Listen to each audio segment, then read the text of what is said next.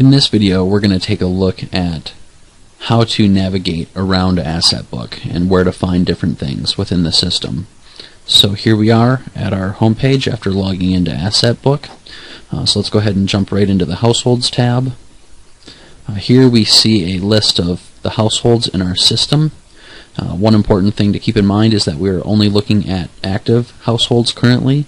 If I want to look at inactive households, I need to click the Show Inactive Households button, and now we can see any active or inactive households within our system.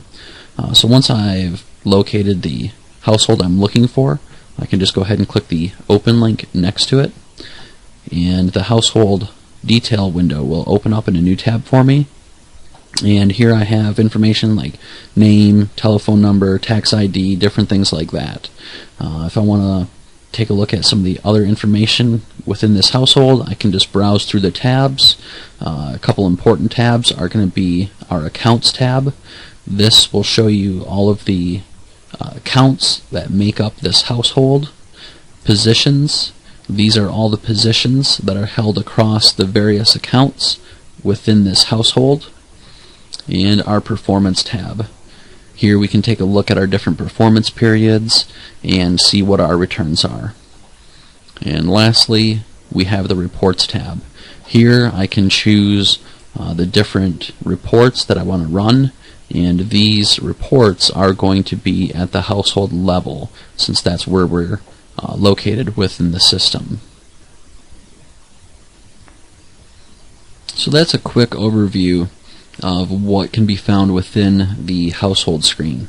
Let's go ahead and move on to our next tab, and we're going to go to the Accounts tab.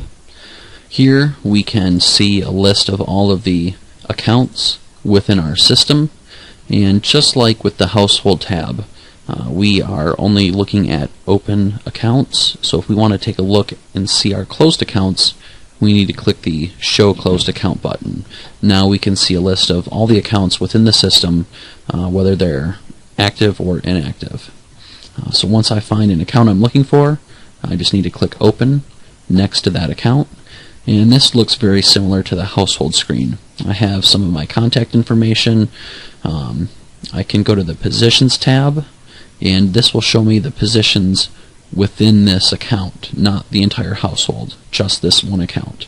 If I want to look at positions that, let's say, have been sold to zero at some point in the past, I can click this box for Hide Zero Value Positions, and now I can see, for instance, that at some point these different securities have sold to zero. And if I want to hide those zero value positions, I can just go ahead and click that box again, and now I'm only looking at open positions. The Activity tab, this is where we can look at the activity that's taken place within this account. I have several options for how I want to look at this data. I can click Display All Activity, and this will show me every transaction that's ever occurred within this account. Or I can use the date boxes and enter start and end dates to look at transactions within a particular time period. Just like the Household, I can go to the Performance tab, and in here I can take a look at the performance numbers across different periods for this particular account. And under Reports, here is where I can choose the different account level reports that I want to run for this account. Once I'm done looking at the account information, I can just go ahead and close this tab, and I'm taken back to my main screen. There's a couple of ways that you can get at this information. So for instance, back on the Household tab, if I open up my household, if I go to the Accounts tab and I click Open next to one of the accounts, now I'm looking at the account detail screen. So it's just another way that you can drill down into the system to find the information that you're looking for. Once I'm done looking at the accounts and households, I can close my tabs, and let's go ahead and take a look at the Portfolio tab. This is where you can create portfolios that are made up of unrelated accounts, and we will actually take a look at this in a separate training video. So for the time being, just know that this is where you find portfolios, and portfolios are made up of unrelated accounts, so they are different than households in that respect, but they do serve a similar purpose. So let's go ahead and take a look at our Investments tab. Here we can see a list of all of the different investments that are in the system.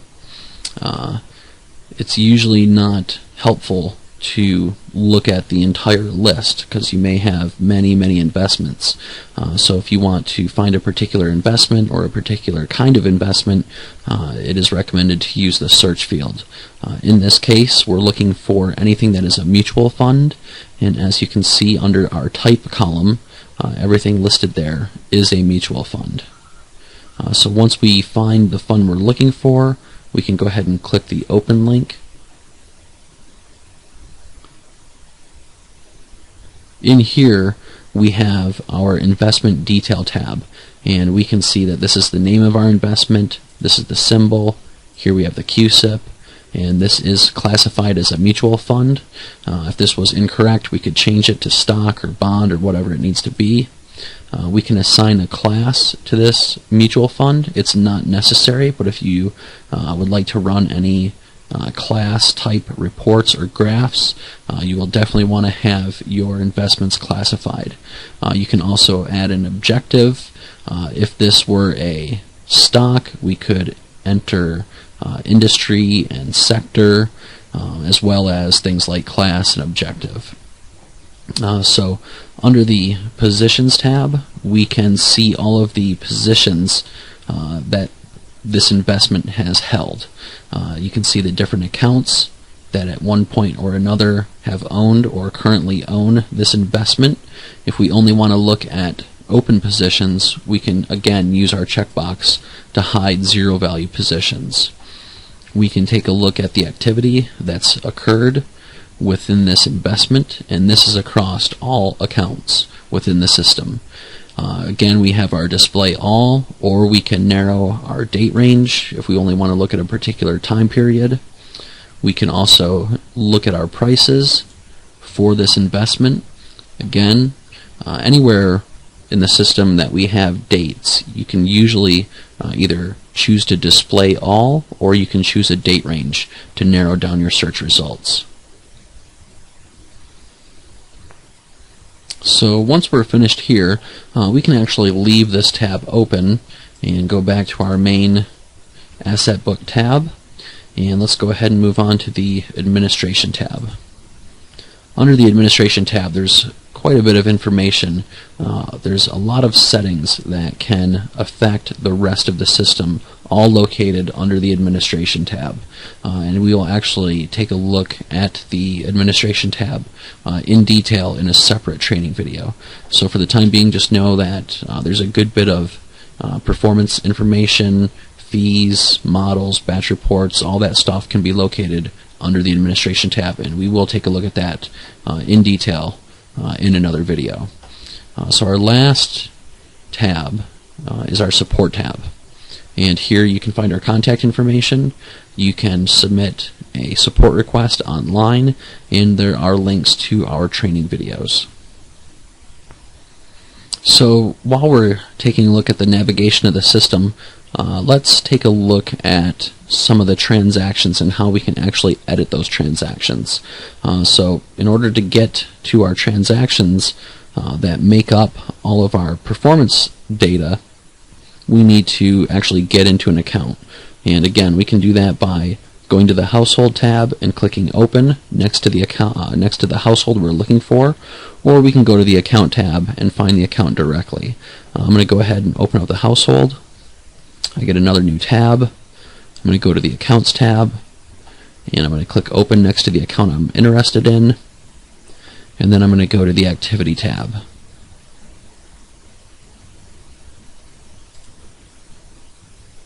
Once in here, we can see all of the transactions that make up the positions that create this account. So if I want to take a look at a transaction in detail, I can go ahead and click the open link next to that transaction.